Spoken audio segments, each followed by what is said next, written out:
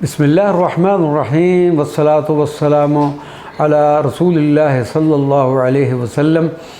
Mother ناظرین و سامعین کرام، السلام علیکم ورحمۃ اللہ وبرکاتہ۔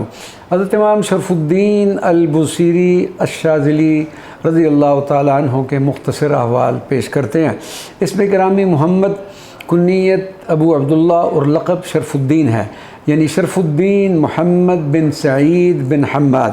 حضرت امام جلال الدین سیوطی رضی اللہ تعالیٰ عنہ کی روایت کے مطابق آپ کی پیدائش عید الفطر کے دن یکم شوال المکرم 608 ہجری بروز بدھ قصبہ دلاس میں آپ کے ننھیال میں ہوئی۔ اس لحاظ سے یوم سعید آپ کے والد گرامی کے لیے دو مسرتیں لے کر آیا، عید سعید اور فرزند سعید۔ امام شرف الدین البوصیری مسلکن شافعی، مشرباً شاذلی اور نسباً منہاجی یعنی بربری تھے۔ آپ کے والدین نے اپنے بیٹے کا نام عذرائے عقیدت و محبت محمد رکھا۔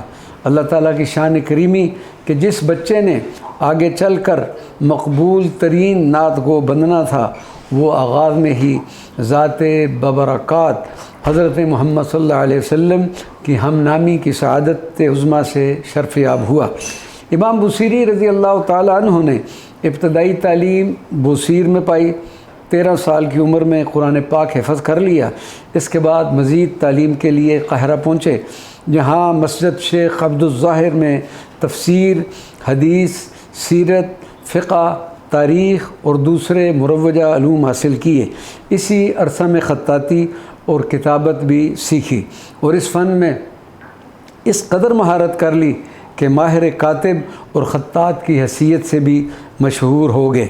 امام شرف الدین البوصیری الشاذلی رضی اللہ تعالیٰ عنہ نے روحانی تربیت سیدنا ابو العباس المرسی سے حاصل کی اور زندگی کے آخری ایام میں اپنے مرشد کریم کے مدار مبارک کے قریب قیام پذیر ہو گئے اور یہیں اپنی جان آفرین کے سپرد کر دی۔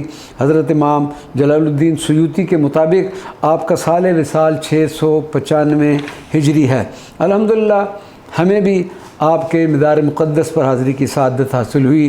اپنے احباب کے ساتھ مل کر بآواز بلند آپ کا ہی قصیدہ بردہ کے چند اشعار پیش کیے، پھر ختم شریف پڑھا اور دعا کے بعد نماز عصر ادا کی۔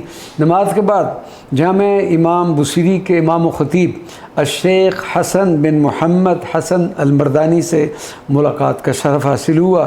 وہ ہمیں اپنے ہمراہ مسجد سے ملحق دفتر میں لے گئے، مصری چائے سے ہماری تواضع کی اور پھر قصیدہ بردہ شریف کا ایک نسخہ اس بندہ ناچیز کو پیش کیا۔ اللہ تبارک و تعالی ہماری ان حاضریوں کو شرف قبولیت عطا فرمائے۔ وما علینا الا البلاغ المبین۔